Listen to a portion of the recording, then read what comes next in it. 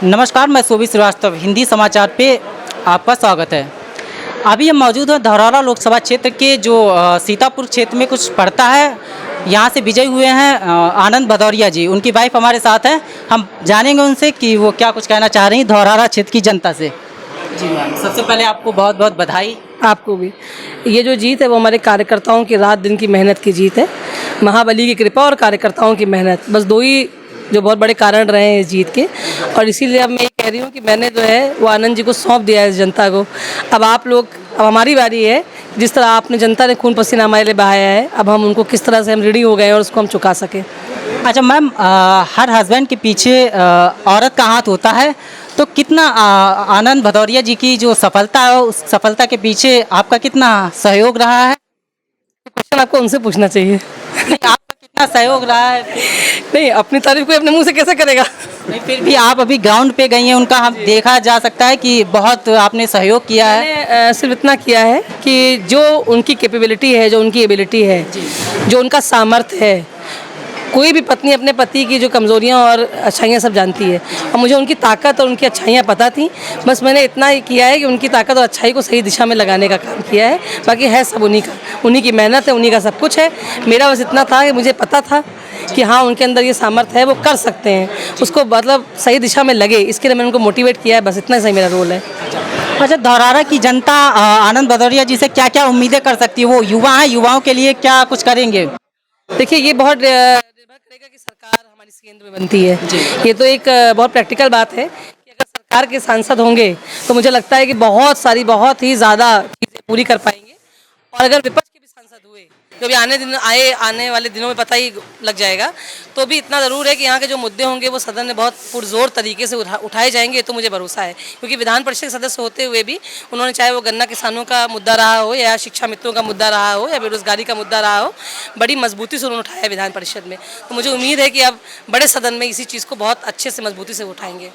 अच्छा मैम, आप ग्राउंड पे रही हैं, महिलाओं के लिए क्या कुछ जो अभी तक नहीं हो पाया, आपको क्या ऐसा लगता है कि महिलाओं को इस क्षेत्र में मिलना चाहिए था धौरहरा में, जो अब तक नहीं मिल पाया है?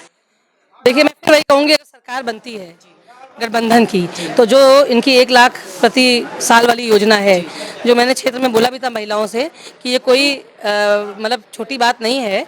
और ये उनका सम्मान, जो वो होम मेकर्स होती हैं महिलाएं, जो घर बनाती हैं, उनको सालों साल से कभी इसका सम्मान नहीं मिला है, जो वो अब इकॉनमी का इतना बड़ा हिस्सा है। तो अगर सरकार बन जाती है तो एक बहुत बड़ा परिवर्तन तो यही होगा कि वो जो होम मेकर महिलाएँ हैं, जो घर बनाती हैं, उनको अपनी सम्मान मिलने जा रहा है 1 लाख रुपये साल वाला। और सरकार ना बनने की स्थिति में भी, जहाँ तक मुझे पूरी उम्मीद है कि इंडिया गठबंधन की सरकार बनेगी, ईश्वर ने चाहा तो। और वैसे उसके बाद भी जो महिलाओं के बड़े मुद्दे हैं, जो भी शिक्षा के, बहुत खास तौर पर मैंने देखा है बहुत पिछड़ापन है महिला शिक्षा के मामले में। डिग्री कॉलेजेस नहीं है महिलाओं के लिए, अच्छी शिक्षा नहीं है और पिछड़ापन है। वो सब मुद्दे तो हम एज अ सांसद ज़रूर पूरे करने की प्रयास करेंगे। अच्छा, आपने एक बात कही कि अगर हमारी सरकार बनती है तो सरकार बनती है तो पीएम का जो फेस है वो किसको आप देखना चाहेंगे? ये मैं इस बात के लिए बहुत ही, मुझे लगता है कि छोटी पर्सन है, बहुत ही मेरे लेवल का ये डिसीजन नहीं है। इसमें बड़े बड़े जो है देश के जो राजनीतिज्ञ हैं वो बैठेंगे और डिसाइड करेंगे। लेकिन जो भी पीएम होगा, मुझे लगता है वो देश को जरूर अब आर्थिक सुधार की तरफ ले जाएगा, क्योंकि हमारा देश बहुत ही महंगाई और बेरोजगारी से पिछड़ गया है। तो जो भी फेस होगा वो ये तो बात इंपॉर्टेंट है कि इंडिया गठबंधन की जो पॉलिसी है वो अगर लागू होगी, फेस कोई भी हो, तो उससे देश का बहुत विकास हो जाएगा। अच्छा, आप धौरहरा क्षेत्र की जनता से हमारे कैमरे पे क्या कहना चाहेंगे?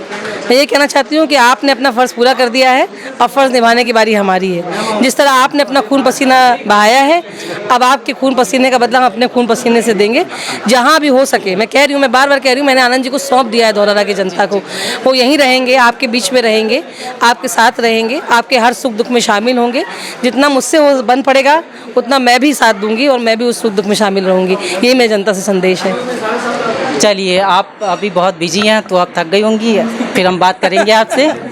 चलिए, हमारे साथ थी आनंद भदौरिया जी की धर्मपत्नी, और उन्होंने कहा है कि जितना हो पाएगा धौरहरा की जनता के लिए उतना काम करेंगे। हिंदी समाचार के लिए शोभित श्रीवास्तव की रिपोर्ट।